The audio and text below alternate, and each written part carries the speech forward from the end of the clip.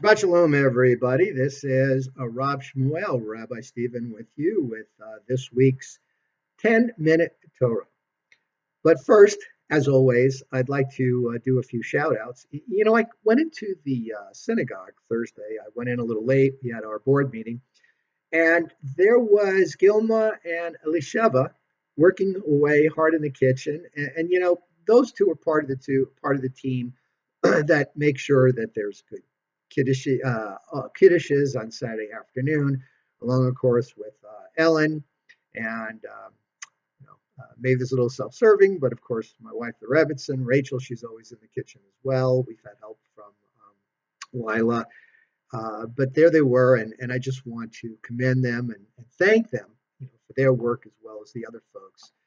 And maybe this is the reason why we're having 25, 30 people at Saturday morning services. Whatever works, folks. In order to meet, you got to eat. I've heard that before. so there it is. Hanukkah party.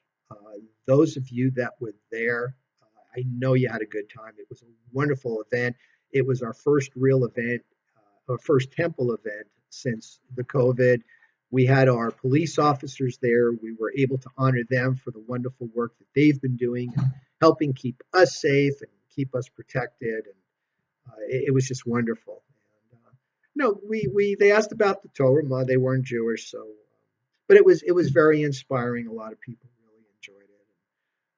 We had some music, we had some food. It was great. We lit our candles, and it was just a beautiful time.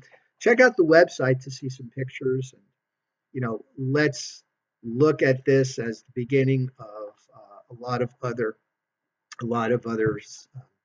events that we're going to have. So, Vayechi, and he lived, and of course we're referring to Jacob/Israel. Isn't it interesting that a few portions ago, when Jacob was wrestling the angel or the god or the man, he the his opponent said, "No longer will you be Jacob, you will be Israel." Now, it's a little different than the changing of the name with Avram to Abraham, because it is a negative commandment not to use the word Avram. It is a positive commandment to use the name Abraham.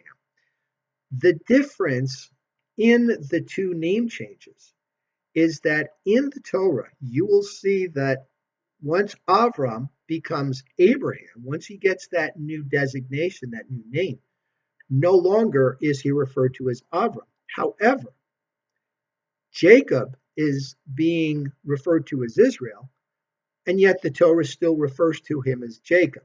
So this is how we analyze the Torah. This is how we get in, we really dig in, and we look at its meaning, because if we're commanded to do one thing and yet it says something a little different, then there's a shade of meaning there that we want to really discern, that we really want to get into, right? So most sages, and myself included, not that I'm such a great sage, but I like to think I've learned something through my studying over the years. Jacob is really kind of his physical name. Israel is kind of his spiritual name. How goodly are your dwellings, O Jacob, your sanctuaries, O Israel, as they say, right? Which they say out in the blessing that Balaam made to the Israelites, which Hashem had turned into a blessing, that it was supposed to be a curse. So we have the dwellings, the physical, and we have the sanctuaries, which is where your spirituality is. So there's the difference. So Jacob is a very spiritual person. He's on his deathbed, Vayechi, and he lived. The years of his life would be 147, or the sojourns of his life, as he described to Pharaoh in our last portion. And he has no regrets. He spent the last 17 years of his life in Egypt in the company of Joseph, who has been the grand vizier, the viceroy. I like to refer to him as the COO, the chief operating officer of Egypt. He's the one that saved Egypt, had the grain going, et cetera, et cetera. So it's really been quite a powerful experience for him to be reunited with all his sons, and especially his favorite son, Joseph, who has made him proud. So as he's laying on his deathbed, he summons Joseph first. Joseph brings his two sons, Ephraim and Manasseh, Ephraim actually being the younger of the two sons. And yet Jacob ends up giving him the blessing of the firstborn. This is yet another case, along with Isaac and Jacob himself, where the firstborn is not necessarily the heir, the main heir. But at this point, Jacob adopts Ephraim and Manasseh as his sons. They are now his heirs along with the other sons as well. So now we have always, or we're going to have 12 tribes. If the tribe of Joseph is used in naming the tribes, Levi is included. Levi ultimately becomes the priestly class, and we'll talk about the hymn in a second. If we're talking about the land, the tribes that get the land, we don't mention Levi because Levi did not own any land. They were the ministers. They were scattered in various cities, which they did own, but they didn't have any land that they worked the way the other tribes did. Then we have Ephraim and Manasseh to fill in the blanks. That way we have the 12 tribes. So once Jacob finishes with Joseph and Ephraim and Manasseh, he calls in his other sons. And this is something that I've always kind of wondered about. We have Genesis ending because this is the last book of Genesis, folks. We will say Chazak Chazak Chazek at the end of the services on Saturday. And then we will, in the following week, start on Shemot, which of course is Exodus, with a Pharaoh that knew not Jacob or Joseph. So Jacob gives a lot of blessings to the sons. And this forms really the bulk of this particular portion. The sons and their tribes are really no longer in existence. Why is this so important to study? Why don't we say, well, they're not in existence, it doesn't matter. So it does matter, though. He says Reuben. He brings in Reuben. He says Reuben is like water. He always starts something, he doesn't finish it.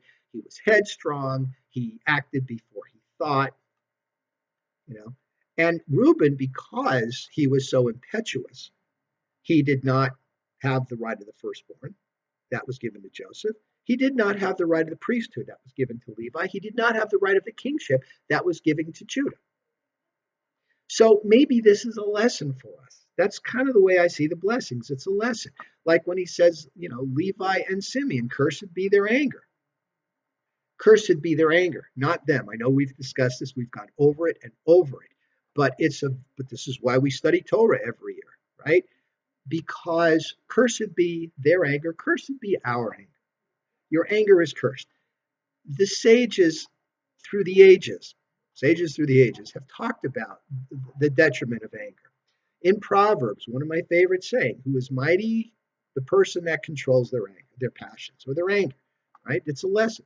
Also says that Levi will basically they'll be wanderers, and Levi being the ministers, they were wanderers. They didn't have their land. Judah gets the lion's share of the blessing.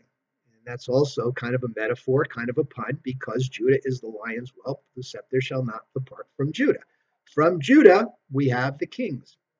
Now, Saul, the first king, was from actually, I believe, the tribe of Benjamin, but it was David, our main king, our most important king, who was also sort of a prophet, was from the tribe of Judah, as was his son Solomon. So that is kind of the reigning class. That's why in our prayers we say, please establish the reign, reestablish the reign, the Davidic reign. And in fact, we are Jews from the tribe of Judah, Judaism, Judah, right? Jews. That's who we are. And that's how we're referred. And he goes on to bless. The next largest blessing is Joseph. And he gives him a whole, just gushes over him. And yet, isn't it interesting, Joseph being the one that basically saved Jacob and the world from famine is really no more. They think they found the tribe of Manasseh, in Central Asia, living in Thailand or Malaysia or someplace. And yet, they're not in existence anymore either, really. I mean, maybe they are. We'll find out, right? But no longer. Benjamin was like a wolf in the fold. Dan shall judge his people. Zebulun by the sea, and Issachar, had beautiful, fertile land.